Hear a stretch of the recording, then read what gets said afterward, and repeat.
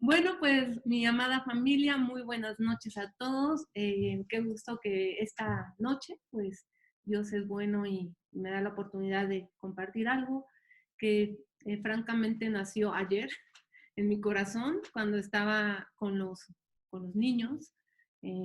Estábamos en el tiempo de niños que también tenemos, que es un tiempo muy, muy bonito. Pues precisamente cuando estaba hablando con ellos, Dios me trajo esto que hoy les voy a platicar. Y bueno, a mí me estremeció muchísimo y Dios como que me lo estuvo repitiendo desde ayer hasta hoy. Y cuando pasa así, no es tan difícil como cuadrar las cosas, ¿no? Cuando es el Espíritu Santo de Dios, como que todo embonó. Espero y le pido al Señor que Él me dé las palabras y la sabiduría para que eso que me transmitió a mí, yo también se los pueda transmitir a ustedes. Entonces, bueno, esta enseñanza se llama las dos capas, así se llama, las dos capas o las dos túnicas para los que están escribiendo y para que los que lo escriben en su corazón, pues también. Bueno, las dos túnicas y las dos capas. Aquí vamos a hablar primero sobre lo que es una túnica en el tiempo de Israel. Vamos a hablar la importancia que tenía que las personas la usaran. Realmente sí tenía una importancia porque la túnica es una prenda de vestir que era muy cómoda y muy común y también definía el estatus social de la persona, ¿no? Por ejemplo, una persona en ese tiempo que tuviera una túnica corta era una persona con menos recursos y una persona que tuviera una túnica larga era una persona con más dinero, más recursos, ¿no? Así se definía más o menos. Y también tiene un significado de unción sacerdotal. Eso lo podemos encontrar en Éxodo 29:1. ¿Que me ayudas, Alejandro, por favor? Claro. A leerlo, porque van a ver qué lindo y qué importante es. Mientras lo busca Alejandro, yo les quiero decir que la túnica también quiere significar sacerdocio, también significa sacerdocio, y también la túnica podía ser de muchos materiales, de lino, podía ser de lana, podía tener ornamentos, podía estar bordada. Entonces todo esto iba cambiando pues el valor de esa túnica, claramente, ¿no? Porque si la tela era más costosa o más barata o era una simple manta nada más, ¿no? Entonces cambiaba pues totalmente el valor de esa túnica. En hebreo esto se llama, a la túnica se le conoce como kenotet pasim, así se llama, ¿no? Entonces siempre que queremos como profundizar un poquito, pues nos vamos a esas raíces y esto es una vestimenta real, eso significa. Y como les dije, puede ser bordado, puede ser a rayas o con algún dibujo. Puede ser también de seda y también había túnicas que eran sin mangas y otras con mangas, ¿no? Completas. Y también hay unas que tenían un diseño único, ¿no? Y especial. Entonces, quiero que eso se lo queden ahí en el corazón. Y, a ver, bueno, les voy a leer lo que viene en Éxodo 29:1.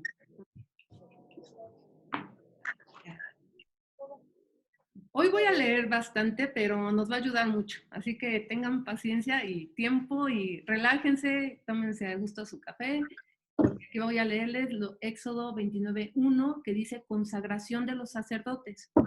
Dice, para consagrarlos como sacerdotes a mi servicio, harás lo siguiente. Tomarás un novillo y 2 carneros sin defecto, y con harina de trigo harás panes y tortas sin levadura, amasadas con aceite y obleas sin levadura untadas con aceite. Pondrás los panes, las tortas y las obleas en un canastillo y me las presentarás junto con el novillo y los 2 carneros. Luego llevarás a Aarón y a sus hijos a la entrada de la tienda de la reunión y los bañarás. Tomarás las vestiduras y le pondrás a Aarón la túnica. ¿Ya vieron? La túnica. Esa es nuestra palabra clave. Cuando escuchen túnica, así como que abran el oído. El efod con su manto y el pectoral. El efod se lo sujetarás con el cinturón Le pondrás el turbante en la cabeza y sobre el turbante la tiara sagrada. Luego lo ungirás derramando el aceite de la unción sobre su cabeza. Acercarás entonces a sus hijos y les pondrás túnicas, ahí está otra vez, y las mitras. A continuación les ceñirás los cinturones a Aarón y a sus hijos. Y bueno, continúa, lo pueden leer en casa ya todo el pasaje completo. Y pues ahí tenemos eso, ¿no? Aarón y sus hijos iban a ser ungidos sacerdotes y ahí era como el Señor les, como todo este ritual de ungimiento, que era en específico también poner esas túnicas, ¿no? A Aarón y a sus hijos. Bueno, de aquí eso nada más como para ejemplificar lo que pasaba en ese tiempo, para qué se usaba. Y les voy a poner dos ejemplos muy, muy particulares. Uno viene en el Antiguo Testamento y otro viene en el Nuevo Testamento. La verdad que es algo muy especial, muy bonito, y yo espero que así les parezca a ustedes también. Y vean, estas dos capas que yo le nombré así a esta enseñanza, las dos capas, es una, yo le puse el nombre de la capa de honra, y la número dos, la segunda capa de las que les quiero hablar, es la capa del arrepentimiento. Entonces, yo creo que al final del camino, al final que acabemos de platicar, ustedes van a tomar una decisión muy, muy importante. Van a tomar la decisión de a lo mejor tener esta capa de honra o vivir la capa del arrepentimiento o la túnica del arrepentimiento. Y a mí me parece esto increíble porque van a ver cómo es Dios y cómo siempre el Señor ha estado ahí y estará ahí y siempre nos está esperando y siempre va a tener un sustento para nuestras vidas y una oportunidad, que siempre hemos estado hablando como últimamente de las oportunidades, y Dios nos va a dar una oportunidad increíble el día de hoy. Bueno, para esto, para empezar a hablar de la capa de honra, lo voy a hacer lo más resumido posible. Vamos a irnos a Génesis 37, versículo 1, y se los voy a leer. Bueno, acá lo leen, gracias. Dice, aquí vamos a hablar los sueños de José. Muchos conocen la historia de José, pero bueno, es bueno volverla a leer, porque esto nos va a llevar a encontrar esa capa de honra, ¿no? Dice, Jacob se estableció en la tierra de Canaán, donde su padre había residido como extranjero. Esta es la historia de Jacob y su familia. Cuando José tenía 17 años, o sea, era un jovencito, apacentaba el rebaño junto a sus hermanos, los hijos de Bilhá y de Silpá, que eran concubinas de su padre. El joven José solía informar a su padre de la mala fama que tenían estos hermanos suyos. Israel amaba a José más que a sus otros hijos, porque lo había tenido en su vejez. Por eso mandó que le confeccionaran una túnica muy elegante. Viendo sus hermanos que su padre amaba más a José que a ellos, comenzaron a odiarlo y ni siquiera lo saludaban. Bueno, aquí me detengo para no hacerlo tan largo. Como conocemos la historia de José, su papá lo amaba muchísimo porque lo tuvo en su vejez, y también se veía ahí la vida de José, una vida de trabajo, de honra, de cuidado, de amor a sus hermanos, y a sus hermanos le caían gordísimos, o sea, para los hermanos de José no lo soportaban, ¿no? Porque le tenían envidia y le tenían celos, porque su papá tenía ciertas atribuciones o cariños con él que no tenía con los hermanos. Entonces, y una de estas demostraciones de amor de Jacob hacia José, pues fue precisamente la túnica de colores que muchos hemos escuchado de ella, ¿no? De esa túnica especial de colores que le regala. Entonces, para los hermanos fue así como que, uy, les sirvió la sangre de cómo puede ser posible que este niño, ¿no? Tenga tantos privilegios con mi papá. Entonces lo odiaron, o sea, fue algo tan tremendo que de verdad hubo odio para su hermano menor. Entonces fue un tema tan fuerte que dijeron, pues ahora lo vamos a, lo queremos matar, o sea, literalmente lo querían matar. Entonces empezaron a idear distintos planes para matarlo. Uno de ellos fue, pues vamos a bueno, Rubén, uno de sus hermanos, fue el que dijo, ¿saben qué? Deténganse, no vamos a matarlo, vamos nada más a aventarlo a un pozo y que le pase algo, ¿no? Que ahí se quede. Entonces ahí fue cuando en uno de ellos cupo el miedo, el temor de Dios, el temor a su padre, no sé, le empezó a entrar ese nerviosismo de decir, José no puede morir, ¿qué va a hacer de mi papá sin José? Entonces, bueno, finalmente si conocen la historia, él fue, sus hermanos lo lanzan a un pozo, agarran esa túnica de colores y con ese odio que tenían, matan a un animal, untan de sangre la túnica y se la llevan al padre y le dicen, ay, pues mira lo que nos encontramos. ¿Identificas que esta es la túnica de José? Y su padre cae en un llanto. A mí se me enchina la piel de pensar esto. Identifican que identifica Jacob que sí es la de José, cae en un llanto ahí dice que en un duelo profundo, y es más, dijo, hasta que yo me muera voy a tener este duelo, ¿no?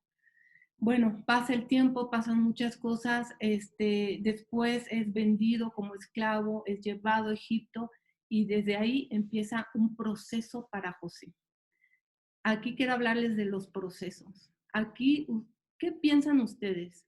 ¿José se metió a ese proceso o Dios lo metió a esa prueba y a ese proceso? Yo pienso totalmente que Dios lo metió a esa prueba y a ese proceso, porque la conducta de José era intachable, era buena, tanto que su mismo padre lo honra con una túnica de colores que le cubría todo, era una túnica con tela en los brazos y hasta los pies. Entonces era una túnica de honra, por eso yo le llamo a esta la túnica de honra. Bueno, aquí en la historia de José nos vamos a detener. José después es vendido, es llevado a Egipto, después fue esclavizado en Egipto y José entra al palacio donde él tiene que servir ahí. Entonces ya saben, a él le pasaron tantas cosas, fue también por un malentendido, él estuvo en la cárcel. Imagínense para un chico de 17 años en ese momento estar viviendo todo esto, el odio de sus hermanos, la separación de su padre, que no fue provocada, o sea, por él, sino por la venganza de sus hermanos, y después llevado con los egipcios, y él ser precisamente totalmente probado en su fe, y jamás oyes o ves en alguna parte de la palabra a partir de Génesis 37 hacia adelante, ustedes lo pueden leer, es mucho el texto, por eso así como que lo quiero resumir, pero es muy importante cada detalle. También se le conoce como José el de los sueños, porque precisamente también empezaron a odiar a José, porque él tuvo dos sueños muy importantes, donde veía que simbolizaban en esos sueños que sus hermanos iban a inclinar delante de él. Y para sus hermanos es como decir, ¿qué te pasa? ¿Estás loco? Todavía nos dices que nos vamos a postrar delante de ti. Entonces, José solamente estaba interpretando lo que Dios le estaba mostrando como un sueño profético de lo que iba a pasar en un futuro. Bueno, entonces ahí nos detenemos con José y vamos a ver qué pasa más adelante. Me voy a unir a esta liga de José, pero ahora quiero entrar a la capa de arrepentimiento. Entonces ya vimos que esta es la capa de honra y quiero entrar de lleno a la segunda, que es la capa del arrepentimiento. Y por favor, ahora sí, Alejandro, ¿me ayudas con Lucas 15? 15:11. O bueno, ¿sabes qué? Desde el 15:1 vamos a leer. No están, son parábolas. Ajá. Ah, aquí eso que pasó es la historia del Antiguo Testamento, que lo estamos ahorita platicando en Génesis, pero ahorita ya nos vamos a ir hasta el otro lado de la Biblia, a Lucas, a los evangelios, al Evangelio de Lucas. Y Lucas 15 nos habla de tres parábolas muy importantes. Aquí es donde voy a entrar de lleno la capa que les digo, la segunda, o la túnica 2, la del arrepentimiento, y dice,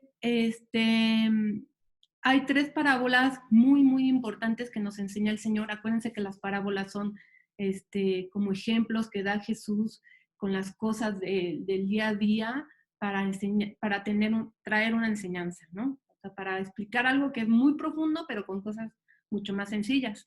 Entonces, miren, hay aquí 3 parábolas, que es la parábola de la oveja perdida, la parábola de la moneda perdida y la parábola del hijo perdido. O sea que todo se perdió.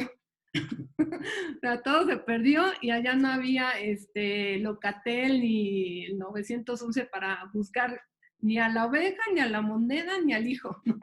Entonces, bueno, el Señor nos enseña aquí 3 cosas que se pueden perder y nos da la enseñanza de qué pasa en el reino de los cielos cuando eso que se pierde regresa al reino.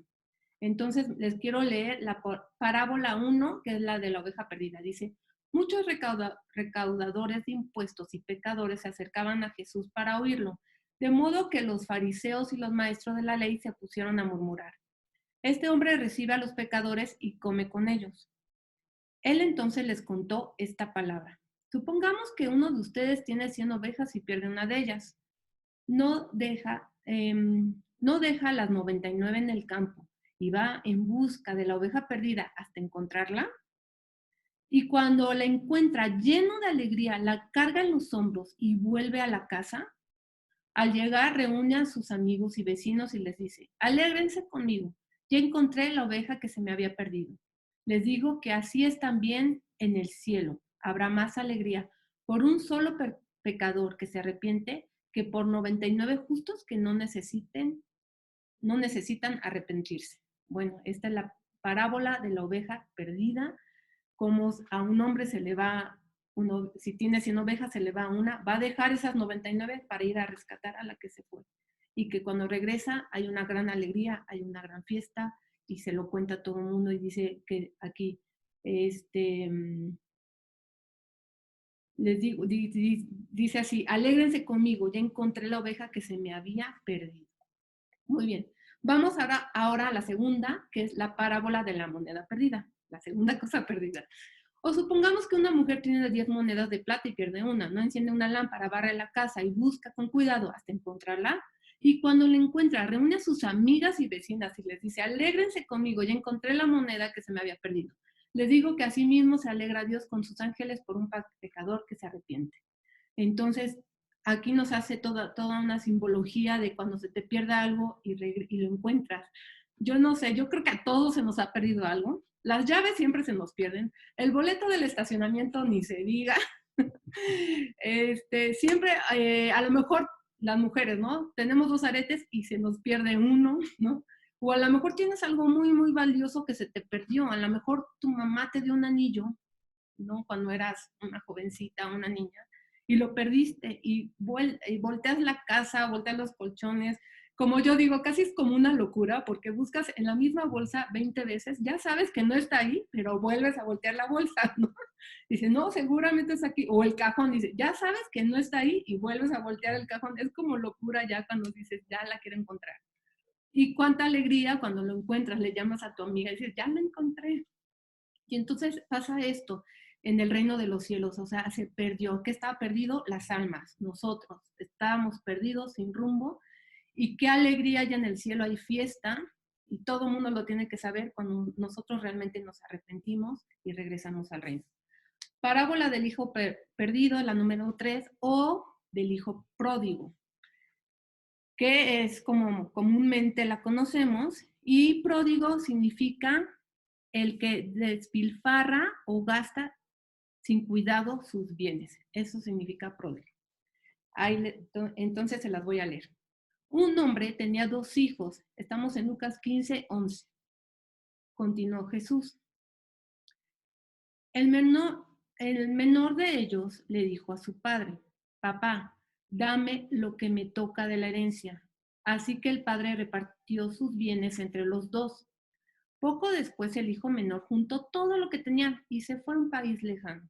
Allí vivió desenfrenadamente y derrochó su herencia. Cuando ya lo había gastado todo, sobrevino una gran escasez en la región y él comenzó a pasar necesidad.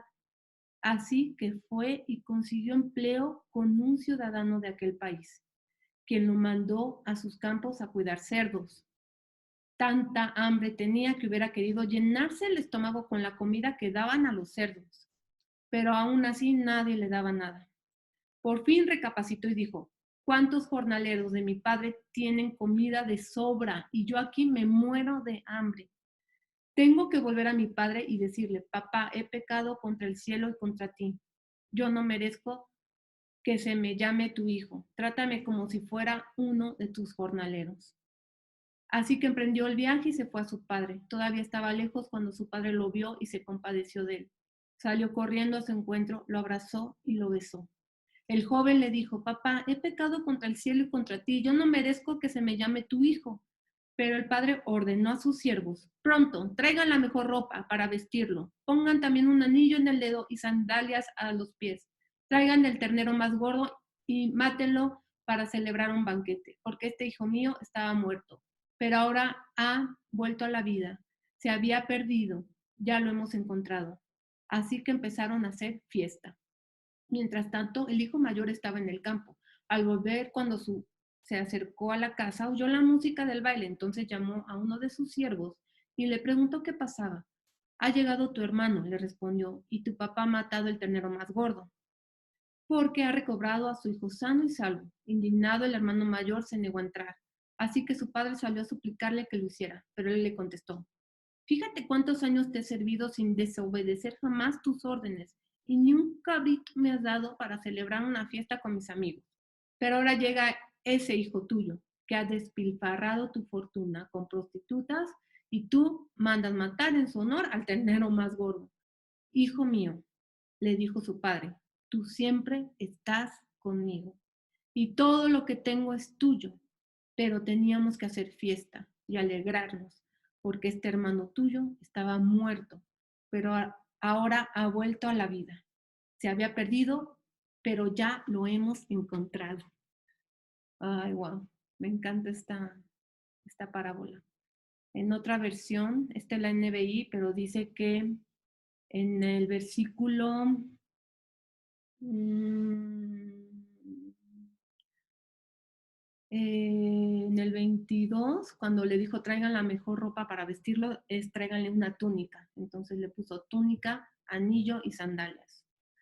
Entonces así lo recibe y es impresionante, ¿no? Porque a lo mejor humanamente, ¿no? Como somos, ¿no? Con nuestros sentimientos a flor de piel, ver ese hijo que se fue y regresa y que lo despilfarró todo, a lo mejor dirías, pues vuélvete a ir, tú quisiste esa vida, pues ya quédate con esa vida, ¿no? Pero aquí fue totalmente diferente. Aquí, ¿qué pasó cuando este chico también es un joven, así como en la otra historia vimos a José? Cuando este chico regresa al padre, primero, ¿qué pasó? Tuvo que vivir un proceso. Y el proceso de él, ¿ustedes qué opinan? ¿Dios lo metió a ese proceso o él se metió a este proceso? Yo opino que él se metió a este proceso. O sea, este proceso, él quiso vivir la vida, ahora sí que vivir la vida loca, ¿no? Quiso vivir la vida despilfarrando todo, tener todos los placeres de esta tierra y finalmente se quedó sin nada. ¿Y qué pasó? Hubo también hambre en el mundo. Ahorita hay hambre en el mundo. Y en ese tiempo, o en esa, bueno, esa fue una parábola, eso no fue real, pero fue un ejemplo que el Señor dio. Decía, había hambre en ese momento y no tenía él nada que comer y nada más lo mandaron a cuidar unos cerdos, o sea, lo más inmundo que había en ese momento, y a él tenía tanta hambre que hasta se le antojaba la comida de los cerdos. Imagínense cuánta hambre podía haber tenido él. Entonces él finalmente hubo un momento de colapso en la mala decisión que tomó, un momento de crisis espiritual, emocional y física también por el hambre que tenía, que dijo: papá, he pecado contra el cielo y contra ti. Por eso ya esta capa o esta túnica, le digo la túnica del arrepentimiento, porque ahí dice claramente que él reconoce ante Dios que ha pecado contra Dios y contra su Padre terrenal. La importancia, de verdad, a los que nos están oyendo que aún tienen padres, que la importancia de honrar y respetar a tus padres.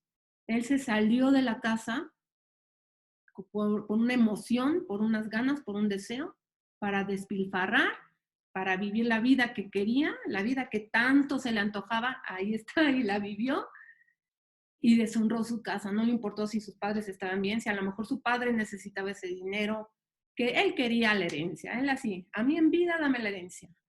Pero finalmente tuvo que, como decimos, ¿no? Tocar fondo, y ahí fue cuando él se arrepiente, por eso es la túnica del arrepentimiento, y es cuando dice, he pecado contra el cielo y contra ti. Reconoce totalmente que pecó contra Dios y contra su familia y su padre, ¿no? Por eso cuando él llega a casa nuevamente, por eso es como cuando nos arrepentimos, hay fiesta. Y así mismo lo hizo ese papá, y ese papá representa la gracia de Dios en nuestras vidas, como cuando de verdad nos arrepentimos de vivir alejados de la casa de papá, del reino de los cielos, cuando regresamos y queremos otra vez beber y tomar de Dios, el Señor nos abraza y nos pone esa túnica y nos unge y nos dice, te voy a dar un nuevo calzado, vas a caminar con otro, vas a tener mi camino, no tu camino, vas a tener una nueva autoridad, vas a tener ese anillo que es mi pacto, vas a tener esta túnica que es mi real sacerdocio, pero ven a mis brazos y aunque tu hermano no lo comprenda, aunque parezca una locura que yo te esté recibiendo así, así es, ¿no? Mucha gente dice, ¿por qué? Por ejemplo, como en algún momento también les platicó Alejandro del ladrón en la cruz del Calvario, ¿no? Que estaban esos dos ladrones. A lo mejor uno desechó al Señor y uno reconoció a Cristo, ¿no? Ahí tenemos los dos escenarios del mundo, el que reconoce y el que desecha. ¿Y qué pasa? A lo mejor pensemos que un seguidor de Cristo pudo haber dicho, yo Señor, que estuve caminándome todas estas montañas desérticas contigo, pasando hambre, pasando frío, con enfermedad, lo que sea, ¿cómo puede ser que tú también estés salvando a ese hombre que ha sido un bandido, un malvado, un violador, un asesino, lo que sea, y también él va a entrar al reino? No, o sea, para mi mente y mi corazón eso no lo concibo, porque yo he hecho más, pero el Señor dice que él, de verdad no entendemos la profundidad del amor de Dios, porque nosotros no lo hubiéramos hecho así.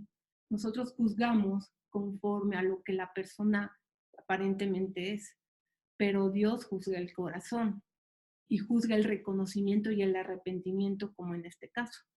Entonces, esa es la túnica del arrepentimiento.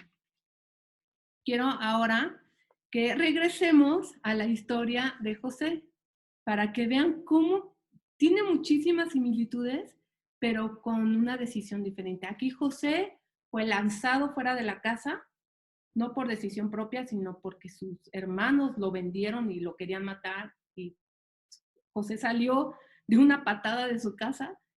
Su papá tampoco quería eso para José. Y en la parábola del hijo pródigo, el hijo pródigo, el que malgastó, él quiso salirse por su propia voluntad, por su orgullo, por su terquedad y por su rebeldía. Él quiso salirse de la casa de papá. Y José no. José fue lanzado fuera de la casa de su papá.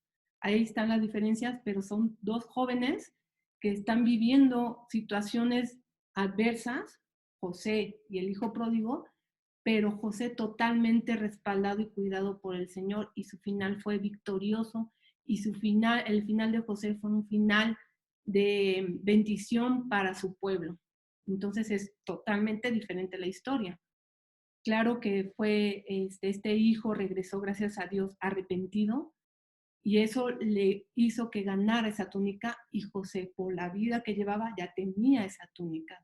Su padre desde el principio, antes de salir de su casa. Y el hijo pródigo tuvo esa túnica hasta que regresó a su casa arrepentido de su manera de vivir. ¿No les parece impresionante? A mí sí me parece muy impresionante. Miren, y entonces vamos a irnos, para terminar la historia de José, a Génesis 42. Lo voy a buscar aquí. Estoy en la NBI. Voy a leer partes, no todo porque sí es demasiado largo, pero para que más o menos vayamos entendiendo. Entonces, ¿qué pasa? En Génesis 42 sigue, imagínense, desde el 37 que empezamos a leer, todavía siguen muchísimos capítulos, hay muchas cosas en la historia, en el camino, pero pasa algo sorprendente. También el faraón tiene sueños, en los cuales José se los interpreta, y recuerden que es ese sueño muy, muy famoso de 7 años de vacas gordas y 7 años de vacas flacas. Entonces, José empieza a ser, bueno, después de haber sido esclavo y haber estado en la cárcel, es llamado por el faraón y lo saca por ese don tan impresionante que tiene y por ser un hombre muy fiel.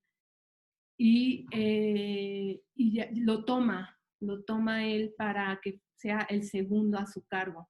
Entonces era como un vocero de ese tiempo, administrador de todas las cosas de ese momento en Egipto.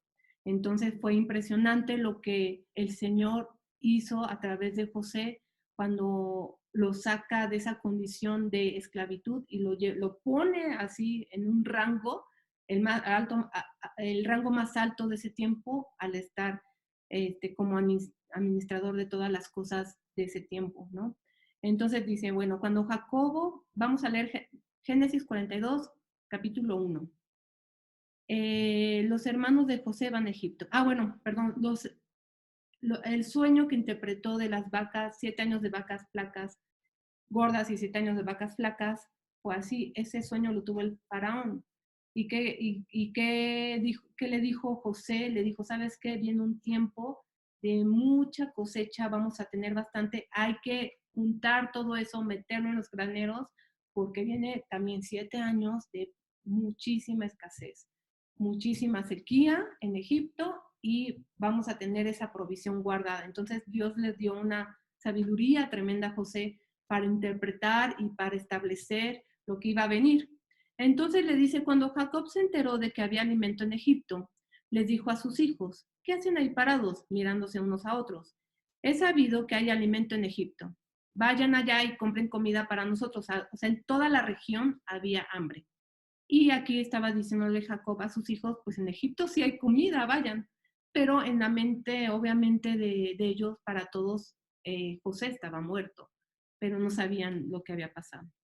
Vayan allá y compren comida para nosotros, para que no muramos, sino que podamos sobrevivir. 10 de los hermanos de José fueron a Egipto a comprar alimento. Pero Jacob no dejó que Benjamín, el hermano de José, se fuera con ellos, porque pensó que podría sucederle alguna desgracia. Fue así como los hijos de Israel fueron a comprar el alimento, al igual que otros, porque el hambre se había apoderado de Canaán. José era el gobernador del país y el que vendía trigo a todo el mundo, a todo el mundo. Imagínense ya los alcances de José y el lugar de honor donde Dios lo puso. En cuanto José vio a sus hermanos, los reconoció, pero fingiendo no conocernos, les habló con rudeza. Y bueno, ahí viene toda la historia de cuando hay ese encuentro de los hermanos de Jacob buscando comida en Egipto con el gobernador en este tiempo, que era José, y él obviamente lo reconoce al instante, pero se hace como que no, ¿no? Y ahí hay una serie de cosas que pasan entre ellos, porque no fue al instante que él se abrió y le dijo, yo soy José. O sea, finalmente pasaron muchísimos años. Él obviamente tenía ya todas las características de un egipcio, porque pues vivía ahí. Y entonces para ellos no era fácil reconocer que era José, pero a él se dio cuenta de eso, y no fue al instante, fue mucho más adelante cuando él abre su corazón con sus hermanos Y esto lo quiero que vayamos a Génesis 43, 28. Después ellos tienen que regresar a Canaán y luego vuelven a Egipto. Y luego este es el pasaje que vamos a leer, 43, capítulo 1. Los hermanos de José vuelven a Egipto.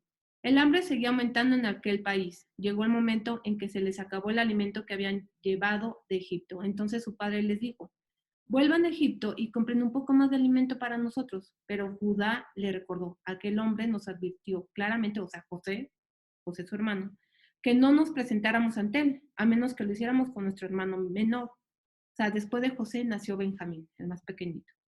Si tú no nos permites llevar a nuestro hermano menor, iremos a comprarte alimento. De lo contrario, no tiene objeto que vayamos. Aquel hombre fue muy claro en cuanto a no presentarnos ante él sin nuestro hermano menor. ¿Por qué me han causado este mal? Inquirió Israel, o sea, Jacob. ¿Por qué le dijeron a ese hombre que tenían otro hermano? Porque aquel hombre nos preguntó específicamente acerca de nuestra familia, respondieron ellos. ¿Vive todavía el padre de ustedes? Nos preguntó. ¿Tienen algún otro hermano? Lo único que hicimos fue responder a sus preguntas. ¿Cómo íbamos a saber que nos pediría llevar a nuestro hermano menor? Judá le dijo a su padre Israel, bajo mi responsabilidad, envía al muchacho y nos iremos ahora mismo para que nosotros y nuestros hijos podamos seguir viviendo. O sea, esto era un tema de vida o muerte. José pregunta por su padre porque no sabía que estaba vivo y cuando sabe que está vivo, bueno, fue algo muy, un episodio muy fuerte para él y aparte se entera que tiene un hermano menor, dijo, no, pues me los tienen que traer. O sea, José como ya en su postura de gobernador de Egipto, con toda la autoridad, pues les podía pedir lo que quisieran y ellos, si querían alimento, tenían que responder a esas peticiones, ¿no?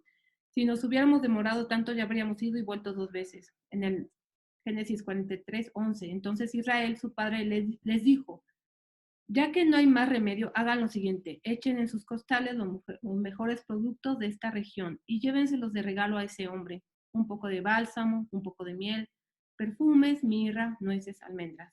Lleven también el doble del dinero, pues deben devolver el que estaba en sus bolsas, ya que seguramente fue un error. Vayan con su hermano menor y preséntense ante ese hombre. Que el Dios Todopoderoso permita que ese hombre les tenga compasión y deje libre a su otro hermano. Se había quedado ahí como apresado un otro hermano porque hubo una confusión, bueno, José lo hizo a propósito de que hubiera una confusión como de un robo de ellos. En cuanto a mí, si he de perder a mis hijos, ¿qué le voy a hacer? Los perderé. Fueron, hay toda una historia que ellos regresan a Egipto y tienen este encuentro. Entonces quiero que nos vayamos ahora a Génesis 45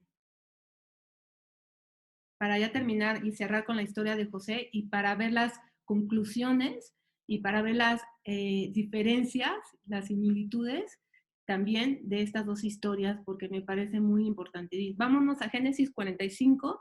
En el capítulo 1, José se da a conocer. Bueno, aquí ya regresaron los hermanos y vamos a ver qué pasó. José ya no pudo controlarse delante de sus servidores, así que ordenó que salgan todos de mi presencia, y ninguno de ellos quedó con él. Cuando se dio a conocer a sus hermanos, comenzó a llorar tan fuerte que los egipcios se enteraron, y la noticia llegó hasta la casa del faraón. En el Génesis 45:3. Yo soy José, les declaró a sus hermanos. Imagínense esa escena. Vive todavía mi padre, pero ellos estaban tan pasmados que no atinaban a contestarle. Imagínense el miedo, la confusión, la impresión de ver que José era esa persona tan importante en Egipto.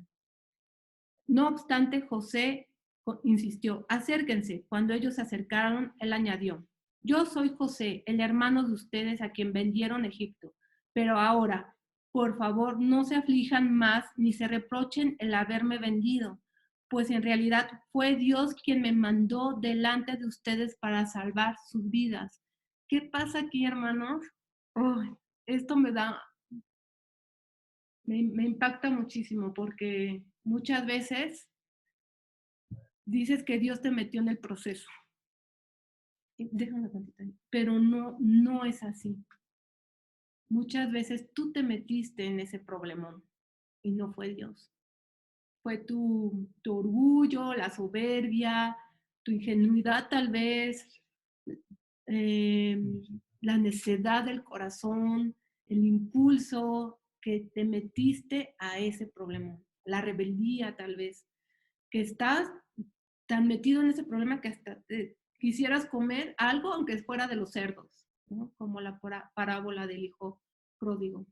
Pero aquí vemos claramente, mis hermanos, que en este proceso tan difícil y fuerte que vivió José, aquí lo dice claramente, él dice, fue Dios quien me mandó delante de ustedes para salvar sus vidas. Y lo refuerza más adelante, el 45:6. Desde hace 2 años la región está sufriendo de hambre y todavía faltan 5 años más en que no habrá siembras ni cosechas. Por eso Dios me envió delante de ustedes. ¿Quién? Dios lo envió. Dios lo envió. No fue. Y muchas veces a lo mejor alguien está pasando un proceso fuerte, pero sabes que a lo mejor es un proceso de Dios y debes estar tranquilo porque Dios te va a respaldar. Por eso Dios me envió delante de ustedes para salvarles la vida de manera extraordinaria y de ese modo asegurarles descendencia sobre la tierra. O sea, esto era tan de vida y muerte que era que se podían morir todos sus hijos, los descendientes, y esto les aseguró descendencia sobre la tierra. Fue Dios quien me envió aquí y no ustedes. ¿Ya vieron? Fue Dios quien me envió aquí y no ustedes.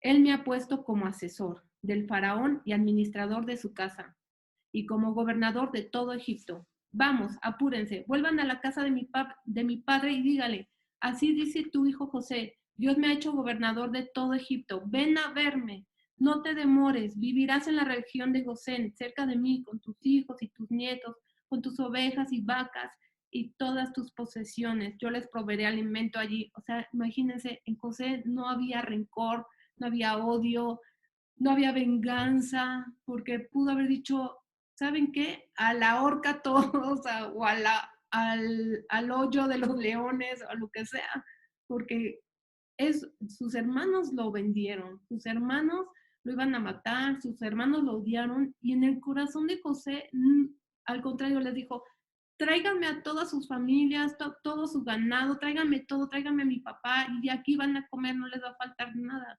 Entonces, a mí me impacta sobremanera el corazón de José, porque José es un hombre de Dios, rendido al Señor, sabiendo su propósito en la tierra, no desviando su corazón, no odiando nada, no reclamando, les pudo haber reclamando todo porque lo separó de su padre al que tanto amaba. Ahorita van a ver cómo se amaban. Yo les proveeré alimento allí porque aún quedan 5 años más de hambre. De lo contrario, tú y tu familia y todo lo que te pertenece caerán en la miseria. Además, ustedes y mi hermano Benjamín son testigos de que yo mismo lo he dicho. Cuéntenle a mi padre del prestigio que tengo en Egipto y de todo lo que han visto. Pero apúrense y tráiganlo ya. Y abrazó José a su hermano Benjamín, al más pequeñito. Por eso muchos cuando tienen un niño ya al más pequeñito de la familia, si es niño, muchas veces le ponen Benjamín, ¿no? Así pasa. Y comenzó a llorar. Benjamín a su vez también lloró abrazado a su hermano José que ni siquiera conocía. Bueno, yo ya voy a llorar ahorita con José y Benjamín al mismo tiempo. Luego José, bañado en lágrimas, besó a todos sus hermanos. Ay, amados, besó a sus hermanos. Si tienes un problema con un hermano, ya, o sea, ya hay que resolverlo. Hay que resolverlo y hay que de verdad tener que Dios nos dé ese corazón como el de José. Ya lo necesitamos. Luego José, bañado en lágrimas, besó a todos sus hermanos. Solo entonces se animaron ellos a hablarles. O sea, ellos estaban con un nudo aquí en la garganta y no, han de haber dicho, esto está increíble. Ahorita con una palabra de José nos matan a todos y no podían creer la vida de José en la posición de autoridad y de honor que Dios lo puso. y aparte el corazón perdonador de José. Cuando llegó al palacio del faraón, la noticia de que habían llegado los hermanos de José, tanto el faraón como sus funcionarios se alegraron. Y el faraón le dijo a José: ordena a tus hermanos que carguen sus animales y vuelvan a Canaán, que me traigan a su padre y a sus familias. Yo les daré lo mejor de Egipto y comerán en abundancia en este país.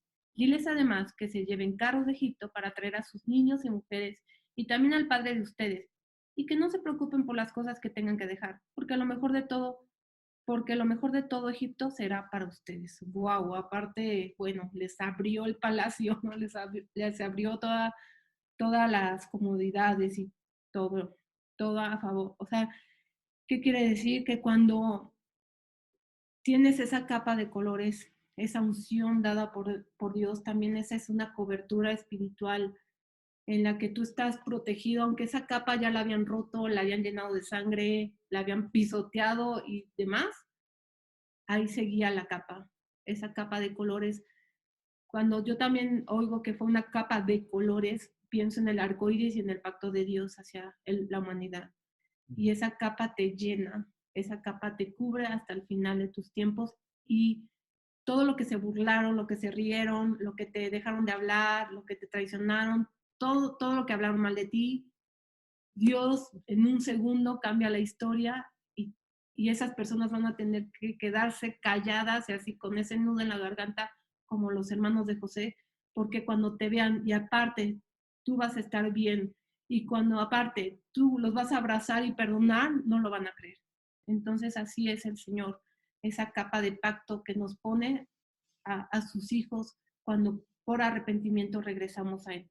Así lo hicieron los hijos de Israel. José les proporcionó los carros conforme al mandato del faraón y también les dio provisiones para el viaje.